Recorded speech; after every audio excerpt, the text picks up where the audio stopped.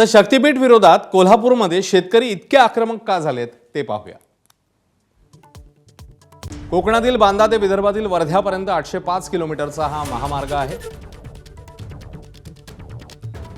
तब्बल 86,000 कोटींचा खर्च प्रस्तावित आहे। कोल्हापूर, तुळजापूर, नांदेड या 3 शक्तीपीठांना तो जोडणार आहे। 12 जिल्ह्यातल्या 27,500 एकर जमिनीचं हस्तांतरण करण्यात येते। तर ठेकेदारांसाठी महामार्गाचा घाट घातला जातोय असा शेतकऱ्यांचा आरोप आहे।